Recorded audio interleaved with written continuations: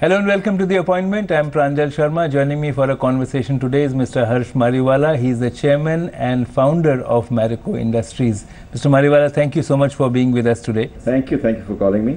As we begin our conversation, it's been an incredible journey for Marico Industries and for you. Give us some highlights of your journey so far. Well, I started many years back, almost 4 decades back, and it's been a long journey for me. And when I started working, I didn't have any clue what I was going to do. But as I entered the family business at that time, one part of the family business consisted of edible oils. And we were selling edible oils in bulk, unbranded, most of it. And at that time, I saw an opportunity of converting that business from unbranded to branded. And that was my first exposure to consumer products. Initially, I started doing that by improving our distribution infrastructure. But over a period of time, started investing into brands and made 2 very strong brands, which are today also very strong brands, Parachute and Saffola. And the seeds of the 2 brands were sown almost 40 years back. But if I look back, I think one thing which has played a very important role is that we have kept the brand message consistent over a period of time. So Parachute stands for purity, and Saffola stands for good for heart. I think those 2 have remained consistent over a period of time, and I think that has helped these 2 brands in the marketplace over a period of time, being a market leader. So I would say that was the first phase when I started learning a lot of FMCG business, and by sheer doing things like going into the market, going to the advertising agency and getting trained. So my first phase was actually to build these 2 brands, and at some stage when it reached a certain critical mass, we realized that being a part of a company at that time, Bombay Oil Industries, which had multiple businesses and which had many other family members, and which did not have any synergies, the 3 businesses. It was proving to be dysfunctional because every time there was some sort of a conflict between 3 different businesses. Mr. Mariwala, you focused on brands, and Marico was always ahead of the curve on this front. How did you feel that brands are important at a time when even consumers were not brand conscious? So when we entered those segments, we had to be differentiated in the marketplace. And when you are a new player compared to the existing players, you need to score victories. And that can happen through investments in brand and innovations. And I think we realized that up to a certain point, you can take the brand through a distribution route. But if you really have to make big gains in terms of market share gains, you need to think differently. You need to do things differently. So positioning Saffola as good for the heart enabled us to create that distinct image of a healthy edible oil. Parachute, we converted the whole packaging from tins to plastics, and that gave a great opportunity for us to gain market shares in the marketplace because we were differentiated. And if you have to win, then you have to use brands as a route to differentiate in the marketplace. And I was very clear that at that time, though the overall attention paid to brands was not as much as it is being paid today, but that was likely to be the future of the branded industry. How did you manage to convince seniors and the people around you, the management, the family, that the steps you're taking are important and investing in brand is very critical? I would say that one had to take one step at a time, show the results and expand. So you would not, because I myself was not too sure, not having any experience in this kind of industry, so one had to take one step, show the effectiveness. It has proven results, then you take one bigger step. So we went through a learning curve in a gradual manner, and we had to prove ourselves to the elders. So what were the learnings that you got from this experience? You were a young man trying to convince senior people about changes that nobody had thought of. So I would say that if I look back at my own history, I think 2 things have played a very important role. One is people. And you need to go on investing in good talent and go on improving the quality of talent every time you get an opportunity. The other is innovation. You need to continuously think of innovations, doing things differently compared to what others are doing. And whenever we've done this, and we've continuously gone on doing this in all our businesses, improving talent at various stages. Because when you are small and then you become a medium-sized company and then you're a large company, I think the quality of talent required to manage these three sizes is very, very different. And the same talent which was with you when you were small may not be qualified or may not be capable of driving the business when it's much bigger size. Mr. Mariwala, it's a big FMCG giant that you have created with sales of more than $1 billion and market cap of almost $5 billion. Where would you like to see Marico in the future? Where do you see it now? So I think let me begin with the Marico journey. It started in 1990, and at that time we had just two brands, and clearly the focus at that time was that can we create a strong company based on its culture, create a very strong culture to attract talent, because talent attraction was a very important part, and can we use innovation and can we identify sectors where we have a right to win. So can we be market leaders in whatever we do. So if I look back at the history over the last 25 years of Marico, I think we've launched many new products. We've acquired some new businesses in India as well as outside India. We started an international business group, a separate structure within Marico, again dealing in consumer products. And we are a focused company. We want to be in beauty and wellness, and we will not go outside beauty and wellness. If you look at all our brands, in 90% of the turnover of the company, we are market leaders in our segments. So apart from Safoda and Parachute, we have many other brands like Nihar, Medicare, Revive, Hair and Care, Set Wet, Levon, and in most of them we are market leaders. So we believe that market leadership helps you to get economies of scale. It gives you far more higher degree of profits compared to being a number 2 player. But how can you be a market leader? And for that you need to identify the right to win. So basically identify categories where you think you can be a market leader, either because you are creating a new category, or because you have a new innovation which will enable you to become a market leader, or you have a set of competencies which you think you can become a market leader on a perpetual basis. So I think that's how the journey has been. And just to give a recent example, we started under Saffola brand, we started entering the oats segment, and we entered plain oats. And we realized that beyond a point we were not able to increase market share. Went back to the drawing board. We said, how can we become market leaders in oats? So we said that Indians love savory breakfast and they don't like sweet breakfast. So can we offer oats in a savory form? And that's how we came with a range of savory oats, masala oats, pepper oats, tomato oats, and we pioneered that in the marketplace, in the savory segment, which is growing very, very fast compared to And you could compete with the global nobody brands. else. We were the first ones to launch, Right. And we have a 70% market share in the savory oats segment, which is growing very, very fast. There is huge conversion happening from plain oats to savory oats because of that insight we had that, okay, Indians like savory breakfast. Mr. Mariwala, you're more a professor than an entrepreneur. That's the impression you give to a lot of us, and your words have a lot of wisdom.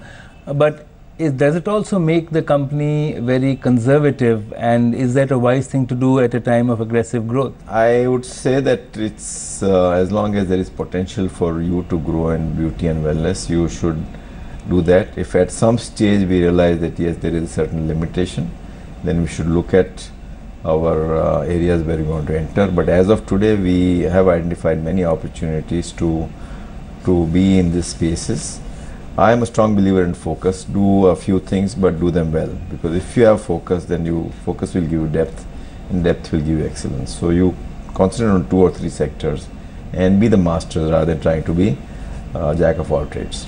You started Kaya, which is more a service-oriented business and not so much the product that you have been doing for so many years. So where did the idea of entering the service sector come in? So Kaya began out of just sheer desire to start a new business, and it began out of an incubation cell which we had set up. And the key challenge at that time was how do you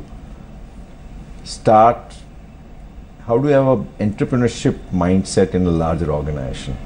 So we said that let it be handled by me personally, and that incubation cell will report to me directly, and they will not be subject to all the organizational processes and systems which would tend to delay things. So there was one person reporting to me directly, and from the time we got the idea to the time we went into business, we did it within 1.5 years. And we don't do detailed market research like you do it in FMCG, but you do insighting at an individual level. So I visited some clinics in London and New York, and that's how I got the idea. We saw that we can integrate that, we can have a doctor on board, we prototyped that, and that's how we went into business. So clearly the fact that you're an incubation cell, which was not a part of Marico, that really helped. And my personal involvement in managing this and setting it up also played a very important role in expediting the cycle, and we went into business very fast. We saw a pioneering opportunity in the skincare business. So it's a different business. But what I'm trying to say, Marico will do that. Separately, Kaya is a separate company now. It's demerged from Marico. So at a personal level, I may look at something else also, which may be a different business. You're saying that you have a lot of interest in new ideas and new sectors, and if I de-link this from what Marico and Kaya are doing, what are the sectors that excite you? What would you like to perhaps invest in or maybe drive new growth? So I think I would still think that I like healthcare. I like to create businesses which are pioneering businesses, because nobody has had a look at it, and you want to be in that business. And I think to me that is the most exciting part in creating business. So if I look back at all the brands we pioneered most of the segments, whether it is Revive or whether it is any other brand, we have pioneered that particular business. I don't like Me Too business where I don't have a right to win, I like innovation and I like pioneering. So combination of pioneering and innovation is something which really excites me, Where do you see the FMCG sector today? There has been a lot of change in it. Where is Marico within that sector? See, I think it's very different compared to what it was in the past. Sheer competition has increased dramatically in each and every sector, and the environmental changes which have happened in the Indian environment have led to all these changes. So of recent changes in digitization, sensors, algorithms have played a role in terms of creating discontinuities, disruptions in business. But if I look back at all the changes, starting with urbanization, economic growth, media, television, exposure to global trends, e-commerce, entry of foreign players into retail segment, I think a combination of all these factors have led to a change where consumer earlier was buying more family brands, now they're buying individual brands. There is a high degree of segmentation within each and every segment. So you have hair oils, you will have 20 different types of hair oils. Earlier it was just one hair oil, or 2 types of hair oils. So there is, as the business has grown, there is a high degree of segmentation.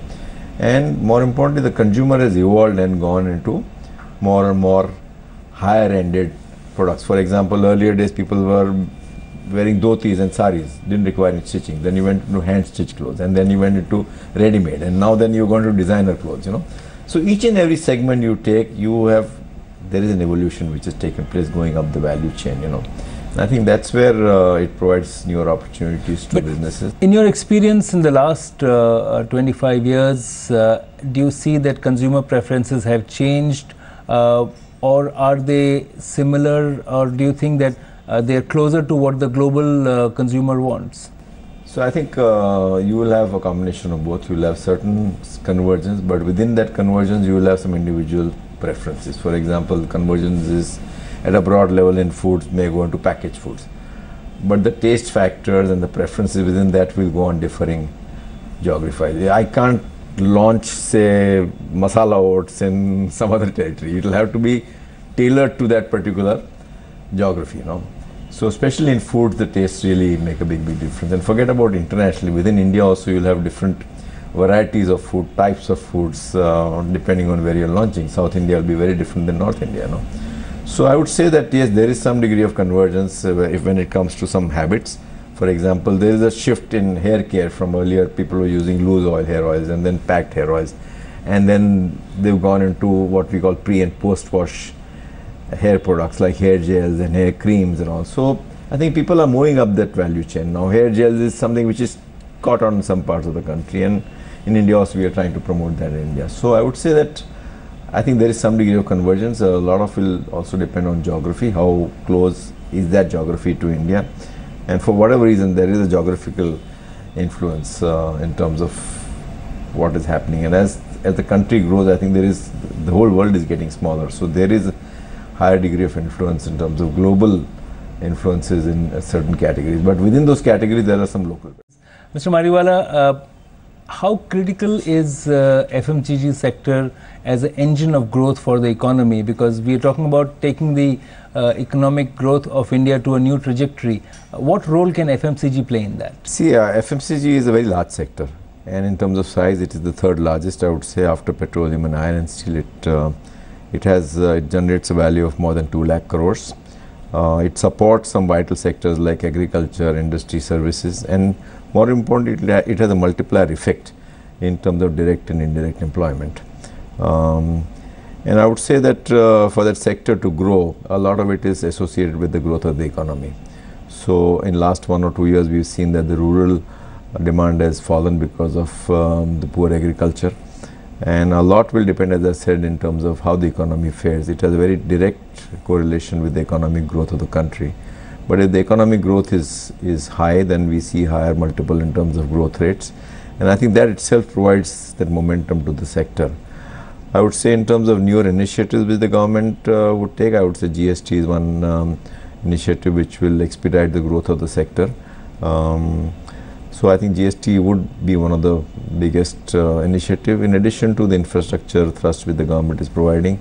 So whether it is water or whether it's agriculture or whether it is roads, I think all that will add to or power, it will add to the growth of the sector. And the growth will definitely increase. As I said earlier, it will have a multiplier effect in terms of providing employment at various levels. You talk about employment, but we've seen jobless growth in the country for the last few years. Do you hope that FMCG will continue to create enough employment for the country and the sector, or do you think that we could see higher productivity and therefore not perhaps higher employment? See, I think the labor requirement or the manpower utilization or requirement in this sector occurs at various levels. One is in the manufacturing. So on manufacturing, depending on the degree of automation, there may be some degree of automation which may be impacting, but nonetheless I think the labor requirement will be high because there are certain parts of the value chain which will use labor.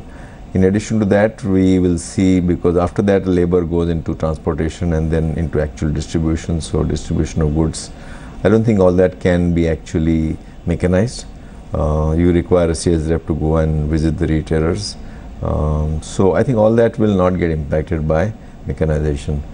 So that's my view. In the last couple of years, Prime Minister Narendra Modi has tried to make India a better place to do business. He's promised a lot. There's a lot of changes happening at the state level and at the national level as well. But where have we reached on that? What else is required to make sure that what has been promised can be delivered faster? See, I think if you look at all the themes which the government has announced, I would say that the themes are very good, whether it is Make in India, whether it is Digital India or Swachh India. So there are a lot of initiatives which are being taken by the government to improve the existing infrastructure or to improve the existing practice of cleanliness or whatever they announced. But I think in addition to that, the government has to think about some I would say, some bigger steps, and these bigger steps would be in the area of labor reforms. They would be in the area of privatization. Why should the government be in banks? Why should the government run an airline? And things like in terms of agricultural productivity, you need to look at GMO. I think the government has to take some bigger steps, and the government is absolutely right in doing a lot of small steps, a lot of execution issues, removing old laws which are not relevant, or ease of doing business, simplifying rules, regulations. So I think that's all in the right direction. But if you really have to give thrust to the economic growth rates, we need some bigger steps. And that's where I come from. And hopefully the government will, after tackling all the smaller, easier administrative steps, they will have that courage to take the bigger steps, because that's where there could be some degree of fear that how will it impact my vote bank. And finally, Mr. Mariwala, you are a chairman, you have professionalized the company, and you are not involved in the daily operations as much as you were earlier. But where would you like Marico to be in the next few years? Where would you like to see it in the next 10 to 15 years? So I think over a period of time, Marico will continue being focused in FMCG business. And I still think that there is a lot of opportunity in beauty and wellness, so we should be in beauty and wellness. I would like, growth is very important to Marico and to me, because growth in any business is like oxygen, you know. If you don't grow, then it will demotivate all the stakeholders, whether it's your employees or shareholders or all your associates. So it has to grow, and growth comes first and profits come later.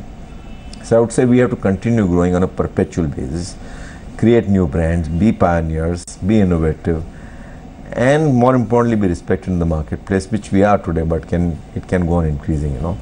So I would say that be focused, be growth oriented, be innovative, and most importantly earn the respects of people. Thanks very much, Mr. Mariwala, for joining us for this conversation, and we wish you a great fortune in your new endeavors as well as the growth of Marico. Thank you.